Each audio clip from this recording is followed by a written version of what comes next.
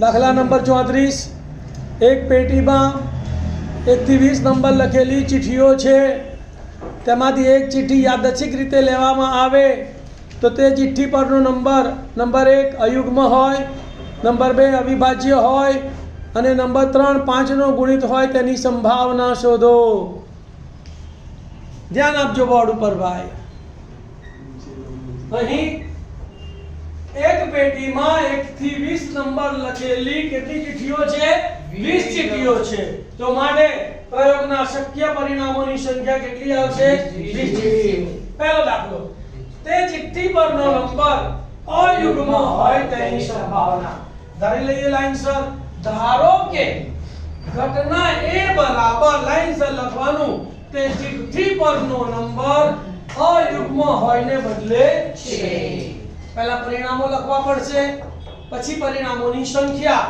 તો માટે ઘટના એ ઉદ્ભવવાના પરિણામો અયુગ્મ એટલે એકી સંખ્યા, 1 થી 20 સુધીની એકી સંખ્યાઓ 1 3 5 7 9 11 12 13 17 19 કેટલા છે ગણી કાઢો. 1 2 3 4 5 6 7 8 9 10.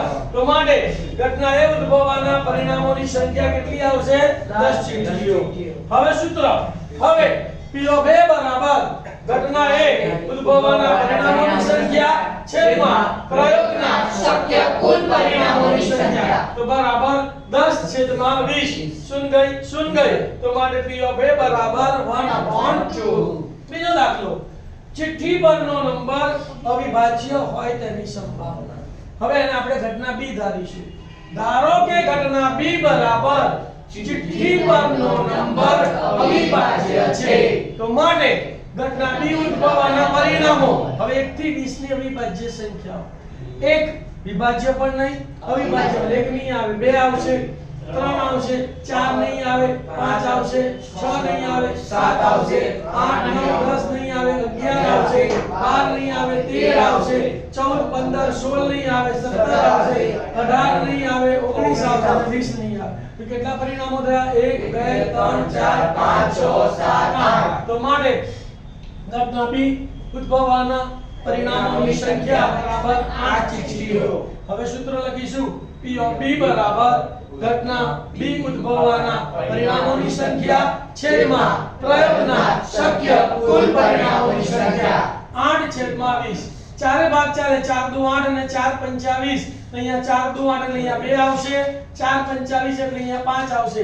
તો માટે P of B બરાબર 2 પંચમાંશ.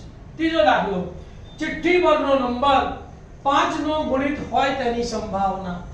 ધારો કે ઘટના C બરાબર ચિઠ્ઠી પરનો નંબર 5નો ગુણિત છે.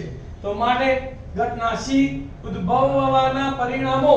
તો 5નો ગુણિત એટલે 5 એકા 5, 5 દુ 10, 5 તરી 15, 5 ચોક 20. 20 સુધી જવાનું છે. એટલે કેટલા પરિણામો આયા? 1 2 3 4. તો માટે ઘટના C ઉદ્ભવવાના પરિણામોની સંખ્યા બરાબર 4 ચિઠ્ઠીઓ. હવે P of C બરાબર ઘટના C ઉદ્ભવવાના પરિણામોની સંખ્યા છેદમાં પ્રયોગના શક્ય કુલ પરિણામોની સંખ્યા. તો બરાબર 4 છેદમાં 20. 4 એકા 4 એટલે અંશમાં 1 આવશે, 4 25 એટલે છેદમાં 5 આવશે. તો માટે P of C બરાબર 1/5. અહીં આપણો પેપર 3 નો સેક્શન C પૂરો થાય છે. વિદ્યાર્થી મિત્રો, તમારા જેવા અસંખ્ય વિદ્યાર્થીઓને આનો લાભ મળે તે માટે તમે વિદ્યાર્થીઓને શેર કરજો. Thank you. ઓમ નમઃ શિવાય.